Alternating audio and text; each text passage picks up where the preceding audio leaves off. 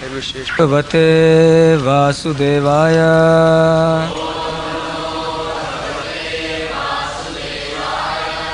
Om Namo Bhagavate Vasudevaya.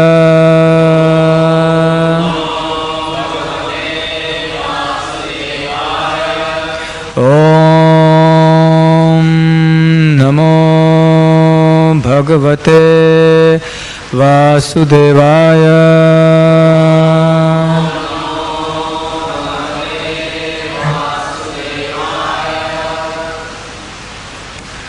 Today we will read from Bhagavad Gita chapter 18, text number 61. Ishvarah sarvabhutanam Riddeshe Arjuna tishtati Brahmayan sarvabhutani Yantra rudhani mayaya Ishvarah sarvabhutanam Riddeshe Arjuna tishtati Brahmayan sarvabhutani Yantra rudhani mayaya Ishvarah sarvabhutanam Riddeshe Arjuna tishtati Brahmayan sarvabhutani Yantra rudhani mayaya.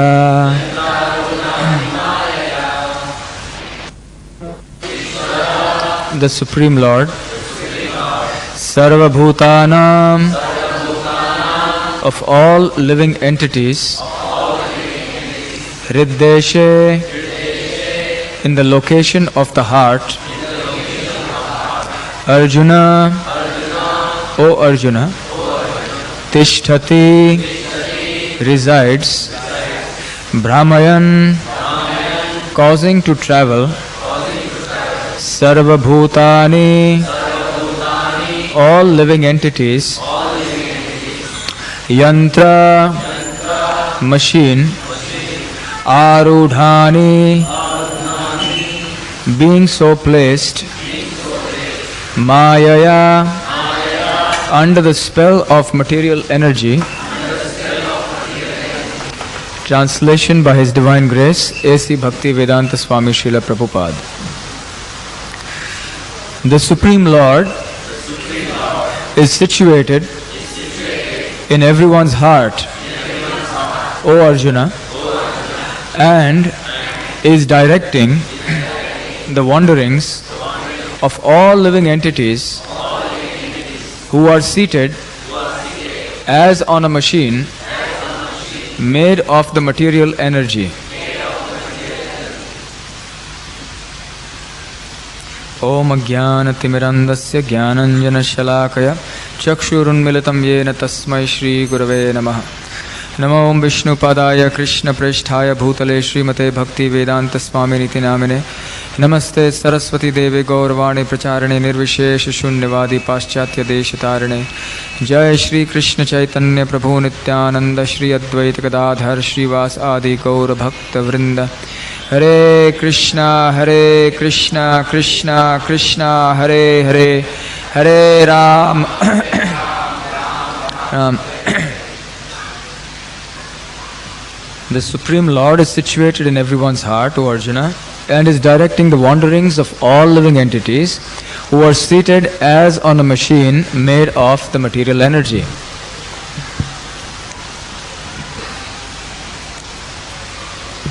The reason we are all down here in the material world, as we have seen several times before, is that we have developed a desire to enjoy separately from or independently of the Supreme Lord Shri Krishna.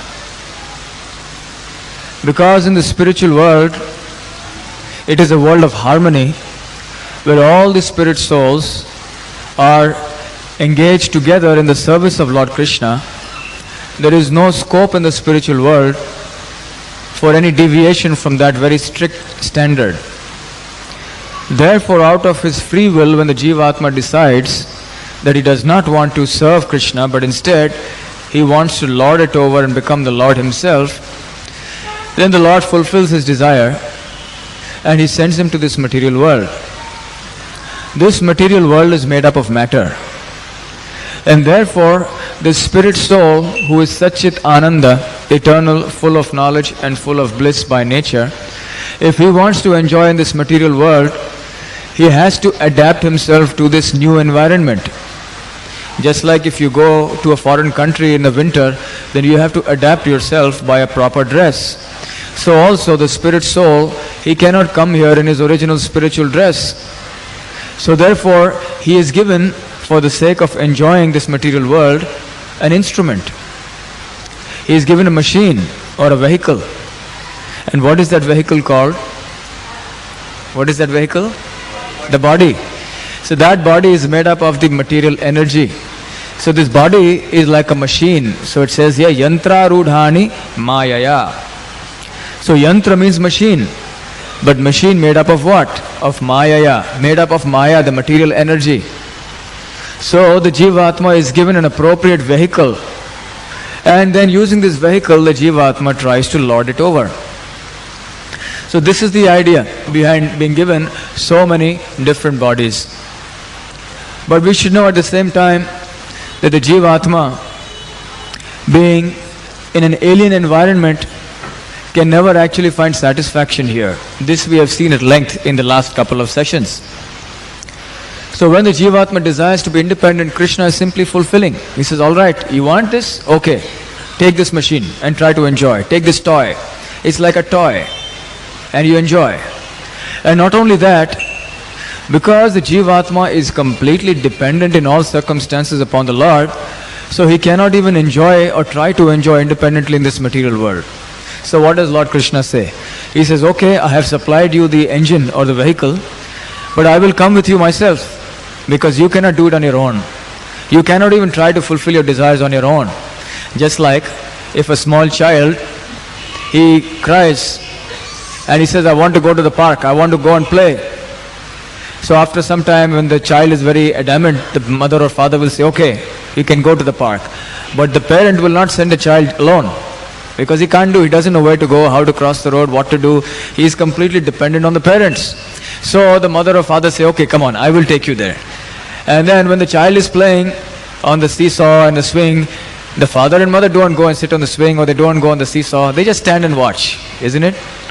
So similarly, Krishna, he expands himself unlimitedly in the form of the Parmatma, the super soul. And he accompanies each and every jiva as he comes into this material world. Just like there are so many children in the park, each of them has a guardian with them, the mother or father, they come with them. So likewise, of course, we have a common father. So if we have so many, for the ordinary parent, it is not possible to divide himself or herself into so many parts and go with each child. But Krishna can do that. That is why he is Yogeshwara. Yogeshwara means that he is the master of all mystic powers. You see, there are certain yogis who can expand themselves into number of figures, numbering up to 8. But each of these expansions, they will do the same activity that the original is doing. Just like when you go to a television shop, then you will see a series of television sets. And each of them, the same station is being played and the same activity is going on in each. In the television studio, if the actor is raising his hand, then in all the television screens you will find the actor is raising his hands. It will never be different. It's not that the actor is raising his hand in one TV screen like this and in the other TV screen is doing that. No, it's identical.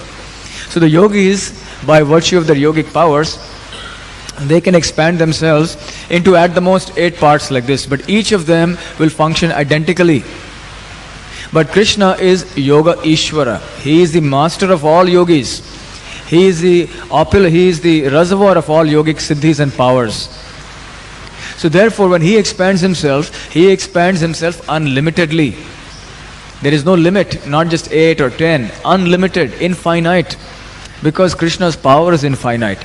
And not only that, each of his infinite expansions, they are all also independent. They can act independently.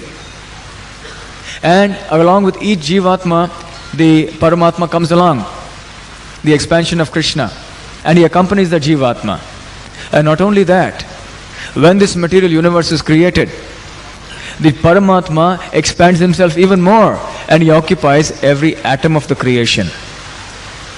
Andantarastha Parmanu Chayantarastham Govindamadi Purusham Tamaham Bhajami. So Brahmaji prays, I worship that Lord Govinda who expands himself so unlimitedly to occupy every atom and then the heart of every living being.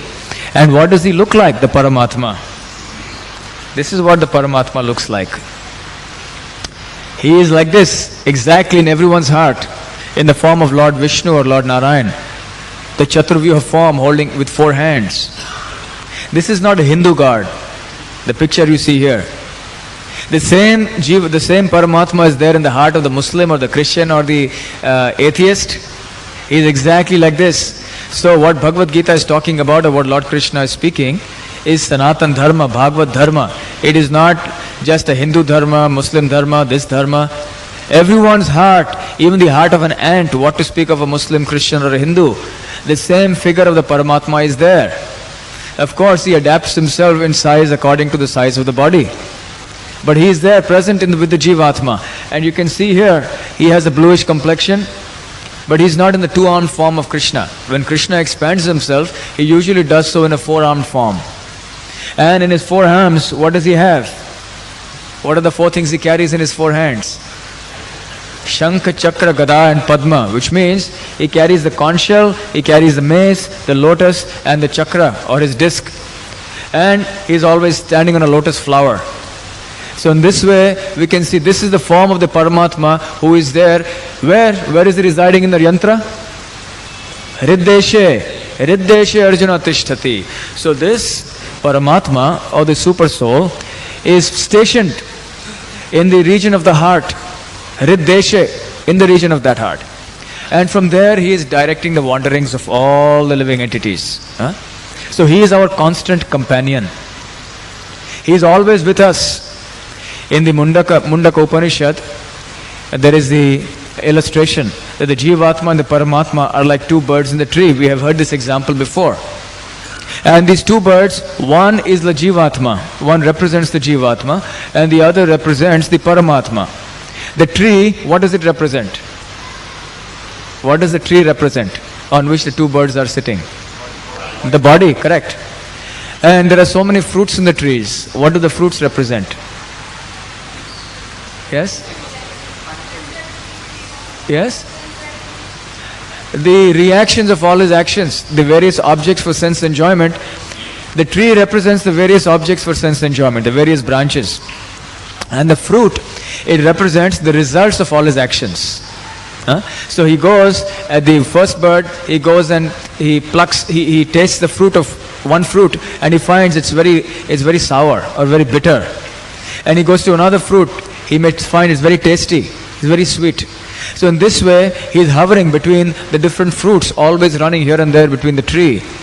But the other bird, who is the Paramatma, is sitting silently and watching. He doesn't interfere.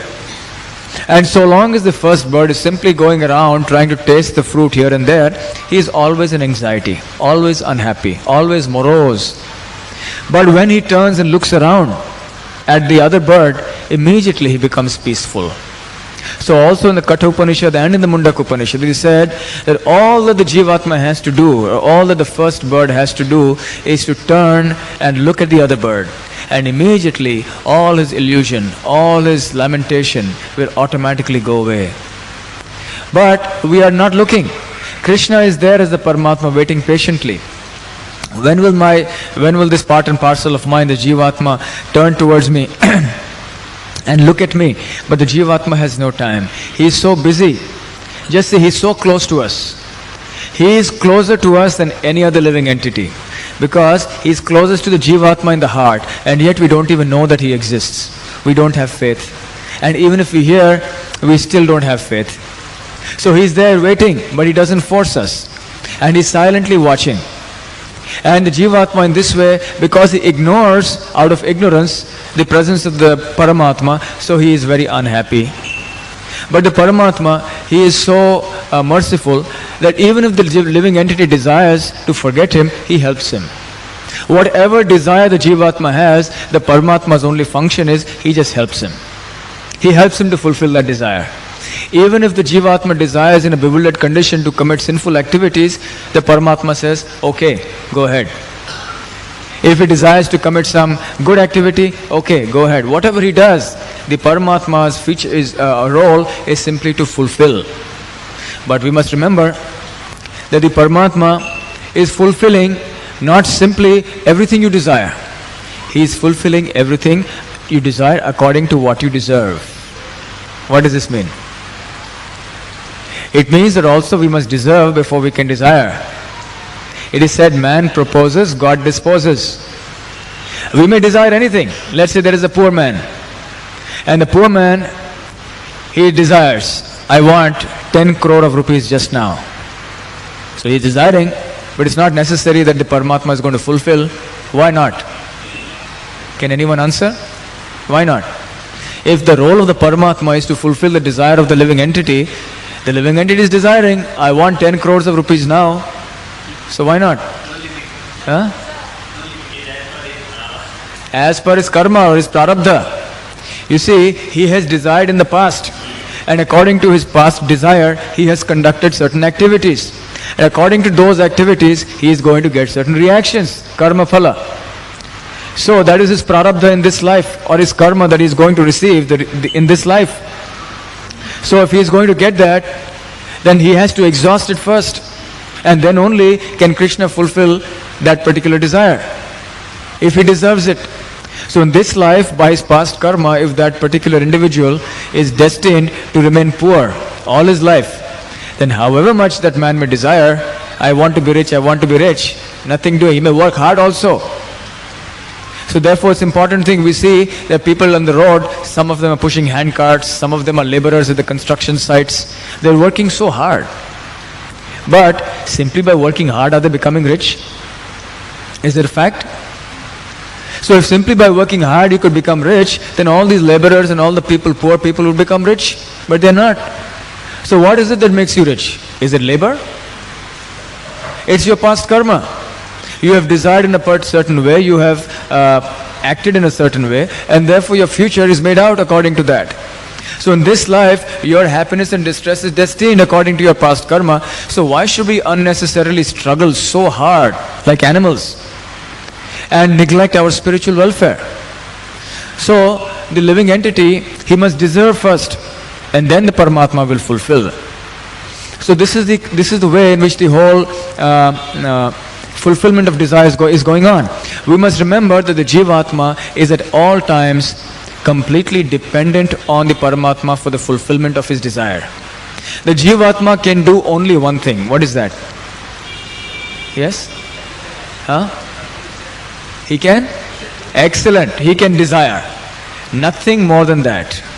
He has no power to fulfill that desire. Any desire, even if he deserves it. Even if he deserves it, the Jivatma has no power to fulfill. Why? Because Krishna is the doer. Krishna must come and fulfill as the Paramatma. Krishna is a sanctioner. It is said, not a blade of grass moves without the sanction of God. It's a fact. So Krishna sanctions. Even if you deserve it, unless Krishna arranges for that the fulfillment of that desire, nothing will be possible. So here we have an interesting triangle. What is that triangle? The Jivatma, the Paramatma, and No. The Jivatma will desire. What is the third in the triangle? Yantra Rudhani, Maya means the material energy, the Prakriti. So these three, whatever you desire, you are trying to fulfill through what medium? Through the medium of what? The body, isn't it? So the Jivatma is desiring. The body, you are fulfilled. The Jivatma's desire is being fulfilled through the medium of the body. And who is fulfilling it? The Paramatma. So the triangle is the Jivatma, the Paramatma, and the material nature of which this body is made. So the Jivatma desires, and then the Paramatma instructs the material energy. Okay, come on, now he desires and he also deserves. So you fulfill. So the bhautik prakriti or the material energy, it fulfills. It is said, Mayadhyakshena prakriti suyate sacharacharam hetunanena kaunteya jagat viparivartate. The Maya Shakti or the material energy, the prakriti of the Lord is working under the Lord's direction, and that is why all moving and non-moving living entities are able to function. So Krishna instructs the prakriti, yes, come on, you do it. And if Krishna doesn't fulfill, then prakriti also is powerless to do anything. So Krishna as the Parmatma acts through the medium of the prakriti to fulfill the desire of the Jivatma. Let us take a simple example. Every day we perform so many ordinary activities. Suppose you are raising your hand. Do you know how much is going into that one activity of raising your hand? Or even blinking your eyelid? Or even just taking a breath? How many organs are involved? How many muscles are involved? How many nerves are involved?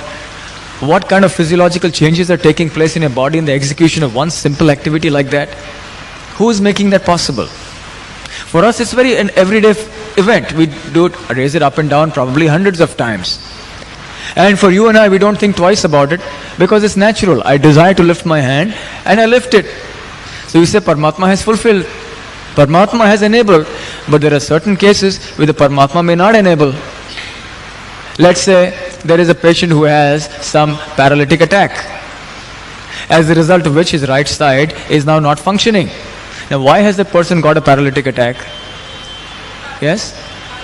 His past karma. Because he has performed some particular karma in the past, any suffering situation or any good condition in this material world is simply a result of past karma. Correct? So if somebody is also paralyzed, then it also means that it is because of his past karma. He deserves by his past karma. Maybe in this life, maybe in the previous life, we don't know. So in any case, he has got this paralysis. If he wants to raise his hand, he desires, will the Parmatma fulfill? Why not? Because he doesn't deserve it by his past karma. So he can't raise his hand. So the Parmatma will tell the Prakriti, now you cannot raise that hand. Now all the muscles, all the things, all the other nerves and everything, let them be as they are. No more. You can't act now. And if by his karma, prarabdha, he is to get cured, a suitable medicine is to come, a suitable doctor is to become the instrument, then automatically get cured. So Krishna will say, okay, now you get cured. Let us not imagine that it is the medicines that cure us. Yes? How many of us imagine that it is the medicines that cure us or the doctors that cure us? It is Krishna who will cure us. Krishna says in the Bhagavad Gita, he is the healing herb. Even if you dump you so many medicines into the body, it is not necessary that you have to get cured. Is it? Or even if you are going for a very simple operation, it may happen that the patient may die. And a very complicated operation in which there are 1% chances of survival, the patient may survive and come out healthy and live for 20 years after that. So the Parmatma has to sanction, and he has to make sure that the material energy is going to function according to the exact karma of that individual. The exact quota of suffering. Who is regulating? Who is regulating the exact amount of suffering that you should get? The exact amount of pleasure that you should get? When that suffering should get over? When the pleasure should start? When you should be mixed pleasure and suffering? Who is determining? Who is monitoring that? The Paramatma. Can you imagine the complicated nature of the Paramatma's job? At every second you are committing activities. You have thoughts, you have desires. And we have been committing these things for the last millions and millions and millions of lifetimes. The Paramatma has kept track of all of them. And even now he is manipulating. Exactly, he remembers 10 million lifetimes back there is some karma probably that is not fructified, and it is coming now. And he is giving you exactly that much at the right time, through the right instrument, in the right quantity, everything fixed. So can there be a greater super computer than the Paramatma? How he is manipulating? See, anyone who understands the way the body is functioning and the way we are able to act the way we are, he will become amazed. He has to become a devotee of the Lord. So the scientists, actually speaking, should become the best devotees of the Lord. But Mayaya Pahrita Jnana, because of their intense desire to be independent and want to understand creation independent of God, so Naham Prakasha Sarvasya Yoga Maya Samavritaha. So Lord Krishna, he puts his energy of Maya Shakti over their eyes so they cannot see the reality. But the more we appreciate, we are not trying to simply get some mundane knowledge by discussing muscles and nerves. What are we trying to do? Our aim in discussing all these muscles and nerves is to appreciate, have a finer understanding of how wonderfully the Parmatma is acting within us. Of to what extent we are utterly and completely dependent on the Parmatma in the heart. How complicated is his job, and how easily and how perfectly he is handling the whole situation. No mistakes, no power failures, nothing. Perfectly is going on, exactly as you deserve and as you desire. So this is the role, this is how everything goes on. So the Jivatma is powerless, he can only desire. And a surrendered soul realizes that I have no power to fulfill, I have only the power to desire. And the intelligent Jivatma, he learns to desire rightly. When he desires rightly, that I want to now turn to the other bird, turn to the Paramatma, then Krishna gives him that facility also. So what is Krishna doing? Krishna is saying, okay, you want to engage in pious activities, so I will engage you in pious activities, and then you can go to the heavenly planets. Okay, you want to engage in sinful activities or impious activities, then I will engage you in such a way that then you will go to the hellish planets. And if you want to come to me, then also I will give you proper guidance. Tesham satata yuktanam bhajatam priti purvakam dadami buddhi yogam tam yena mam upayanti te. Lord Krishna says, for one who has developed that shraddha, the desire to serve me, automatically from within I give him that guidance. I guide him accordingly, I direct his wandering, so he comes and chances upon a devotee. Is it chance? It's never chance. By chance I met a devotee of the Lord and then he gave me Bhagavad Gita and I read it and I became a devotee. No, it's not chance. He has directed your wandering. By chance I came across his beer pub and I went in and I had beer. What can I do? It's not by chance. You had the desire, so Krishna fulfilled the desire. Huh? So by chance I met him on the street. No, nothing by chance. Huh? So everything happens according to desire. The Paramatma, he knows our desire. He senses our desire. After all, he is all-knowing. And he senses our desire just like we can sense the smell of a flower just by being near it. When you go to a garden, a beautiful garden of flowers, just by being there, by the aroma, you can understand the smell of the flower. So similarly, because the Paramatma is situated very close to the Jivatma within the heart, so immediately he is able to understand the desire of the Jivatma. So the desire is a subtle form of conditioning. And because once he senses this desire, immediately he judges whether to fulfill, not to fulfill, when to fulfill, how to fulfill, then he takes all these decisions. So this is the role of the Paramatma. Therefore it is said, Upadrashta Anumantacha Bharta Bhokta Maheshwaraha Paramatmeti Chapyukto Dehesmin Purusha Paraha. In the 13th chapter of the Bhagavad Gita, Lord Krishna describes the various functions that the Paramatma performs in the heart. Upadrashta. Upadrashta means that he is the overseer, supervisor, seeing is everything going on all right or not. In case the material energy is not functioning properly, yes, come on, why this muscle is not functioning properly? Or why you have not directed the body properly? Overseeing whether everything is going on properly in a supervisory capacity. Then, Upadrashta Anumantacha. Anumanta means one who gives the Anumati. What is Anumati? Permission. Sanctioner. He sanctions. Okay, you desire? Okay, approval, sign. You can go and do it. So he has to approve. Unless he approves, nothing can take place. Upadrashta Anumantacha Bharta Bhokta Maheshwaraha. Then Bharta means that he is the Lord and the Master. He is the master. The Jivatma under illusion thinks that he is the master, but actually the Supreme Lord is the master. Bhokta. Bhokta means he is the supreme enjoyer. He remains the supreme enjoyer. But the Jivatma under illusion thinks that he is the supreme enjoyer. So in this way the Paramatma seated within the heart is directing the wanderings, and the Jivatma thinks that he is independent out of ignorance. But actually this is the condition of the Jivatma. You are seeing here, on top you see Lord Krishna, and then you see these three figures here, and at the bottom you see two people. Everyone is able to see this? And these two people, they are working hard. They are representing the conditioned Jivatma, the conditioned living entities in this material world. They are working very hard. But how are they being controlled? There are some strings attached, ropes, and these ropes are being manipulated by these three.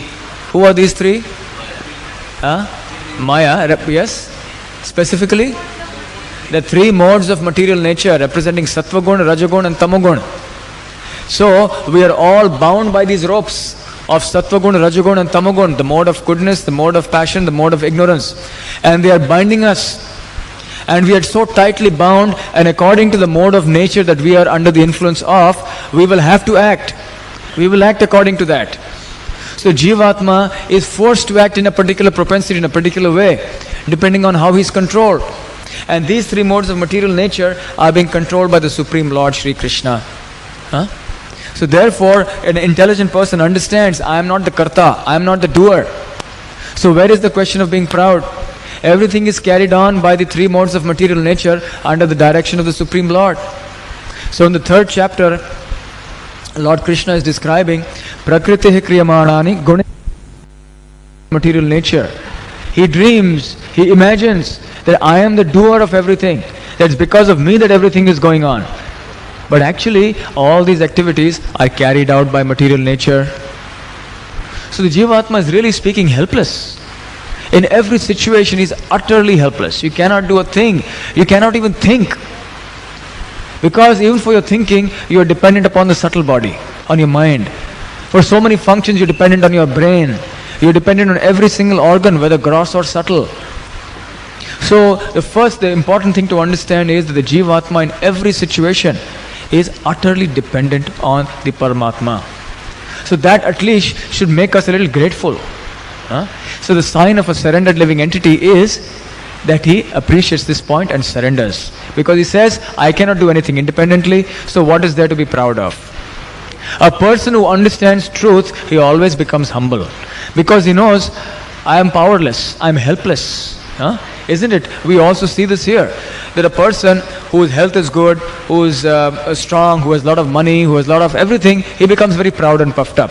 But when that same person, he is deprived of all his material assets, he becomes disgraced in society, his money is taken away, he is put in the jail, he is harassed by people, he gets severe sickness and illness, very painful cancer, then what happens? Will his pride remain?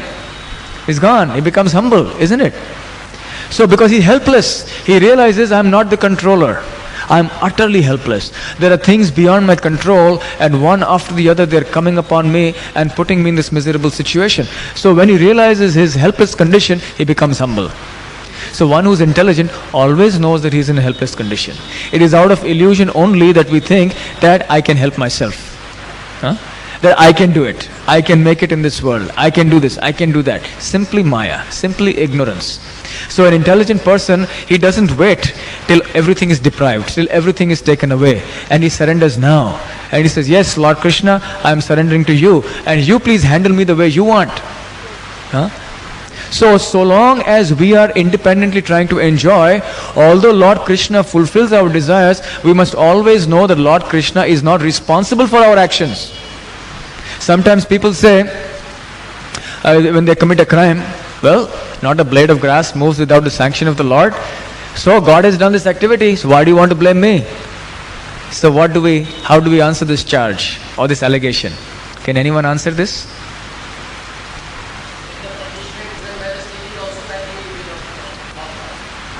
But then why he should receive the punishment? His argument is, why should I receive the punishment when God has done the activity? Nothing moves without the sanction of God. Yes? Correct.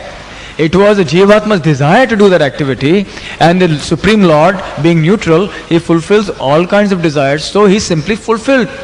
And he is neutral. His role ends there. If you've done good activity, you get good result. Bad activity, bad result. So he is aloof from this entire business, just like a judge. You commit the activity, the judge sentences you. Or if you have been, some crime has been committed against you, he awards you some compensation. He is neutral. Similarly, the Paramatma is also neutral. He helps you to fulfill your desire. He arranges everything for you. He makes all arrangements of the material energy, but then you are responsible. If you are acting independently, if you are acting on his behalf, if you surrender to him, then what happens? Then you are no longer liable. Just like if there is an officer working in a company and His job is to work for the company. He sells goods, he accepts goods, he does so many transactions. If in the course of the transaction certain loss is made or a profit is made, then it doesn't affect his salary. If there is a loss that the company makes, his salary is not cut. And if the company makes a profit, he automatically doesn't necessarily get an increment. Correct? Because he's working on behalf of the company. So whatever loss profit comes goes to the company. But if he decides that I will take my share, I am the purchase manager, and I will place an order with this man, and I will tell him, you charge 10% more and give me 5%. If he does on his own, and if he's caught, then he will be punished. Correct? Because he's acting on his own. So similarly, if the individual is acting for his own enjoyment, then plus or minus he gets his rewards or he gets his punishment. But if he's acting on behalf of Lord Krishna, by following his instructions, because he has turned to the Parmatma, surrendered to him, then automatically Lord Krishna acts through him. And whatever the person does is the will of Lord Krishna. You see, Lord Krishna as the Parmatma will never force us to do anything. The Parmatma has a will. He has a desire that all the Jivatma should come back to him. But if the Jivatma doesn't want to, he's not going to force. So we become unwilling instruments. But when the Jivatma decides to surrender to the Lord, so he becomes a very humble instrument, a very nice instrument which cooperates with the craftsman or the artisan. If you are working on some machine and every time the machine is not working, suddenly the screw goes off, very difficult to work, isn't it?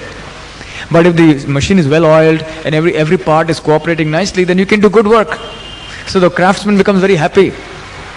Similarly, if the Jivatma surrenders to the Supreme Lord and does his will, whatever Krishna desires, then Krishna becomes very pleased. And then Krishna acts through that person. That means in such a surrendered situation, everything that the person does is the will of Krishna. So there are two kinds of will.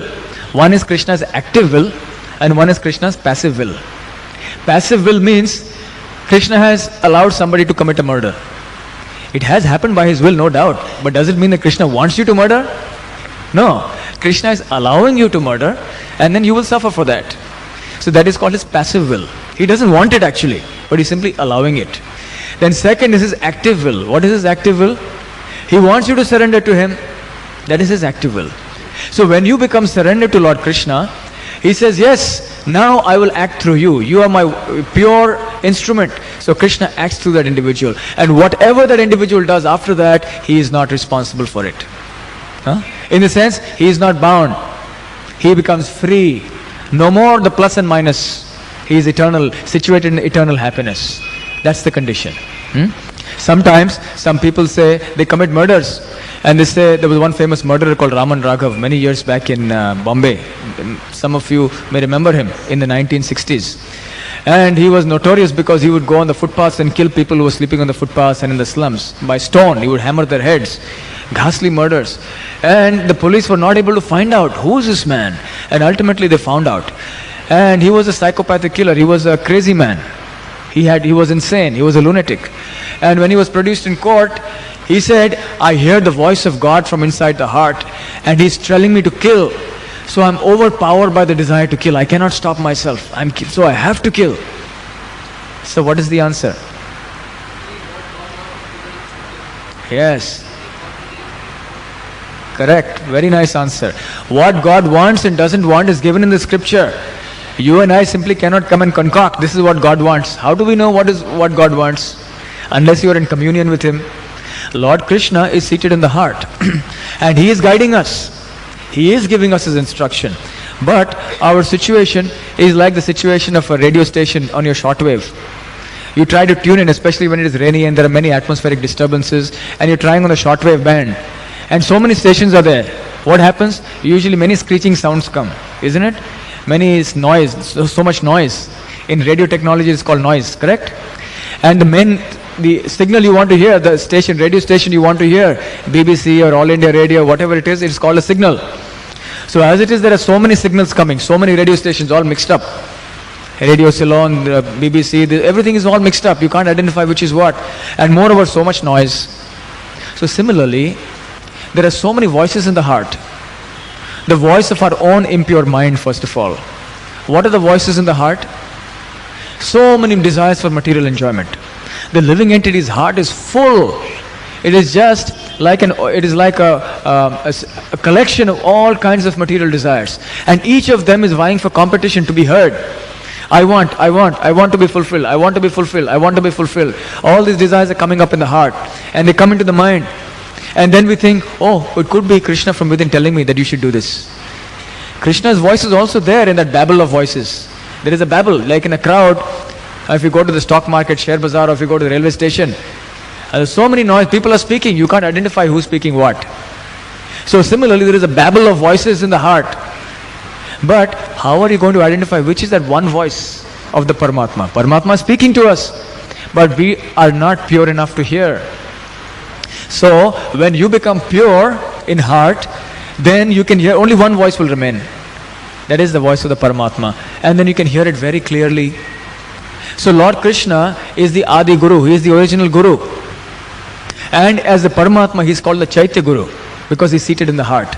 And from within he is guiding, giving us, come on, surrender, surrender, surrender, come towards me, give up this sense gratification. But we can't hear. So therefore, out of his mercy, he also appears without. He appears through the representation of the spiritual master or the Guru outside. It is not that the Guru outside is God, but he is a representative of God. Because we can't hear the Guru from within, the original Guru, Lord Krishna, from within the heart, so he appears through the medium of the Guru outside, who may be the Shiksha Guru, he may be the Diksha Guru, he may be the Patha Pradashika Guru, so many different kinds of Gurus, right? Diksha Guru is the one who grants you initiation and accepts you formally as a disciple and grants you the new name, and you take a vow as his disciple. The Patha Pradashika Guru is one who guides you. He gives you the original guidance, come on, go to this path. He gives you the first book. He is the first person who talks to you about Krishna. He guides you on. And then there's the Shiksha Guru. Shiksha Guru, you can have so many. Anyone who instructs you about Krishna is a Shiksha Guru. So Krishna appears through all these different mediums, because as Parmatma, he is also situated in their heart. And through them, he acts. He gives them the potency to act and instruct us. And what is the role of the Guru outside? The Diksha Guru, the Shiksha Guru, and the Patha Pradashika Guru? To introduce us to the Chaitya Guru, to the Paramatma within the heart. Then we can shake hand. Yes, now I know you. But right now we don't know him, because the heart is so pure. So when we surrender to the Guru outside, what do? We surrender to him. We tadvidhi pranipatena pariprashnena sevaya. So we first question submissively, we serve him menially, and by following his instructions in this way, automatically, then our heart becomes pure. And then we are able to understand, yes, Lord Krishna is present in my heart as a Paramatma. And then Lord Krishna, and then because of the pure heart, we are able to hear the voice of God. We are able to see the hand of God in our life, moment to moment, day by day, every day of our life. So this is the condition. So any desire that we may have, we have to cross-check. There is a check and balance system available in the scriptures. What is that? Guru Sadhu Shastra. If there is some desire cropping up in your heart, how do you know whether it is the desire of the Lord or not? Cross-check. Is that what your spiritual master is saying? Is that what the Shastra is saying? Is that what the sadhus are saying? If it isn't, that means it's the voice of Maya. It's the voice of your own mind. If it is, then yes, that is the voice of the Paramatma from within. So therefore, by being trained under the guidance of a bona fide spiritual master, we are able to slowly, the voice of the Paramatma becomes stronger and stronger. Not that actually it becomes stronger and stronger, but the other voices become lesser and lesser. So we are able to hear better and better. So in this condition then, we are introduced to the Paramatma, and we know, yes, this is the Paramatma. So we should understand very clearly that although the actions are being performed by the sanction of God, but because it is happening due to our desire, we are at all times responsible for it. We cannot shift the blame onto God. So the role of the Paramatma is not only during our life now. Even at the time of death, the Paramatma has to play a very crucial role. What is that role? He makes arrangements for the Jivatma according to his karma to be transferred to the next body. The subtle body comprising the mind, intelligence and false ego is already creating the next body. And the Paramatma, by divine arrangement, is already getting ready your next body. Come on, now you shift. Karmana daiva netrena. That means it is happening under Daiva Netrena, under divine vision, under divine supervision. It doesn't happen by chance. So this is the role of the Parmatma. In the 15th chapter, I will just read 3 verses in which Lord Krishna is describing how this progress takes place, a shift from one body to another body. How the Jivatma is transferred from one body to another body. He says, the living entity in the material world carries his different conceptions of life from one body to another body as the air carries aromas. When you go to a flower garden, the air is moving. It is carrying the aroma of the flower, and it comes to you and you are able to smell. And then it goes to the next person and he is also able to smell. Similarly, the subtle body is carrying your desires. From this body, it goes to the next body. From that body, again it accumulates some more desires and goes to the next body. Just like the breeze, it accumulates whatever fragrance or bad smell is there in its path. Isn't it? And then it just carries it on and gives it to the next person who is there to smell it.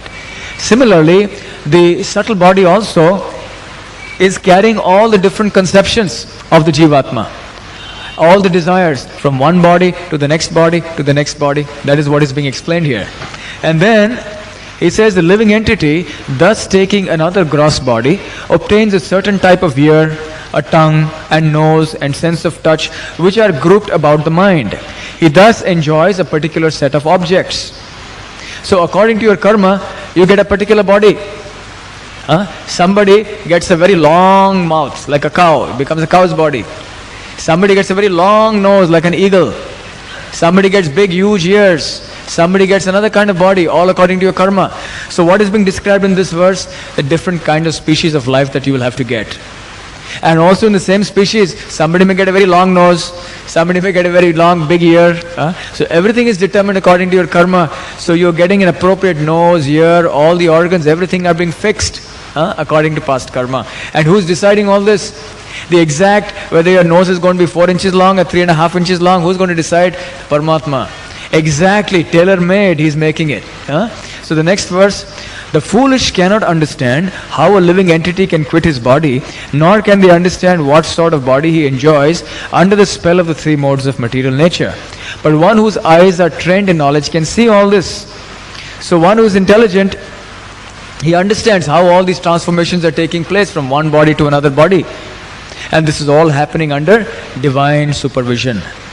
So the Jivatma's activities are being controlled in every situation, in this life and also in the next life. And once he accepts the next body, then he must act according to the limitations imposed by that body. You see, Maya is like a spell, a jadoo tona. When you cast a spell on somebody, when you hypnotize somebody, then he is forced to act the way you want him to act, isn't it? Like that, when you occupy a particular body, then you are forced to act according to the nature of that body. Just like when a Jivatma goes to a dog's body, then he must bark. He cannot speak English. He must bark. And then he will fight with the other dogs. He will snarl. He will do everything. Why? Because the material body, being matter, is controlled by the laws of material nature. And because the dog's body will act like a dog, so the Jivatma is forced to do that. Similarly, when the Jivatma goes to a hog's body, he will eat all kinds of garbage. He will go in the filth. He will do all these things. And similarly, when the Jivatma goes to a demigod's body, appropriately, he will be attached to that situation. So under the spell of that particular body, he is conditioned to act in that way, and he forgets what has happened in the past, what I was in the past, and he is simply illusioned by his present body. There is a very nice story, small story of King Indra, the king of the heavenly planets. Once upon a time, you see the heavenly demigods, they are also devotees of the Lord, but sometimes they get a little illusion because they also have some desire for sense gratification. So one time, Indra committed an offense against a great saintly person, Narad Muni. So he was cursed that being the king of the demigods and the devatas, you are causing offenses like this, so you are cursed that you will go and get the body of a pig for some time. So immediately the soul left Indra's body and went to occupy the body of a pig. Now once he was in the body of a pig, then naturally the spell was cast. So what happened? He began to imagine himself to be a pig. Just like earlier he was imagining himself to be Indra, which is also a dream. So here he had a new dream that I am a pig. So in due course of time, because he was Indra, king of the heavens, that post is given to a very, very exceptionally qualified person. A person who has done tremendously good pious karma. So because he was Indra, such an exalted person, so even the position of a pig that he got was also an exalted pig. So when he got an exalted pig's position, then naturally he had a very powerful personality and all these things, very intelligent pig. And very soon he became the leader of the pig community. And then he had a family, and he had so many queen pigs, and he had some nice little piglets who were all the time making nice little noises, oink oink. And in this way he had many surrendered subjects under him, and all of them used to come to him for advice, and he would give them advice. And he was basking in this sense of pride that yes, everyone is dependent on me, and because of me the whole community is going on. So in this way he was living his life, eating garbage, living in the muck, and having nice life. So after some time, Narad Muni realized all the other demigods were getting impatient. What is happening? Indra is not coming back. Now the time is over. So they went to Narad Muni, please do something. The chair is vacant.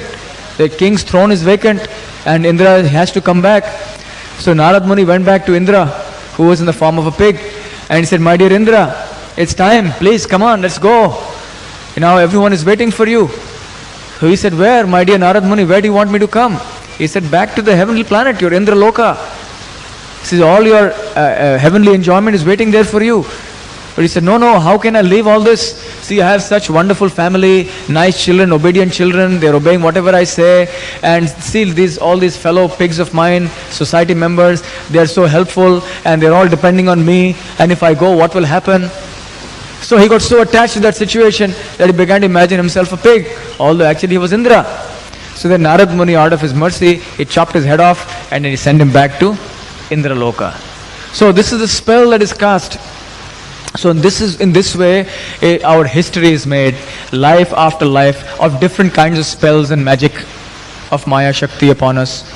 And the Parmatma is just waiting, go on one spell after the other.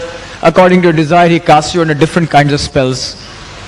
So we must know that ultimately our desire is not to come under such spells. Our goal is to come out of these spells. So the moment we turn towards the Paramatma, then automatically he gives us all guidance. So in the very next shloka after this, Lord Krishna explains, Tam eva sharanam gaccha sarva bhavena bharata tat prasadat paramam shantim sthanam prapsyasi shashvatam. He says, O Arjuna, surrender unto the Supreme Lord utterly. By His grace, you will attain transcendental peace and the supreme and eternal abode. So if you want to go back to the spiritual world, if you want to obtain real peace in life, then all we have to do is to take note of the Lord within the heart. We have to follow His instructions as given outside by the Guru, and then we will be able to shake hands with the Lord in the heart. This will be our best appointment. So let us make it as fast as possible. Let us not delay this appointment with the Lord. He is waiting for millions of lives, trillions of lives. So let us now decide enough is enough. It's very late. We are very late for that appointment. So let us keep our rendezvous, let us keep our appointment as much as possible. And the best way to proceed towards that appointment is not the local trains, is not the BST buses, but the best way to travel to reach that appointment is to chant Hare Krishna, Krishna Krishna, Hare Hare, Hare Ram, Ram Ram, Hare Hare. Hare Krishna.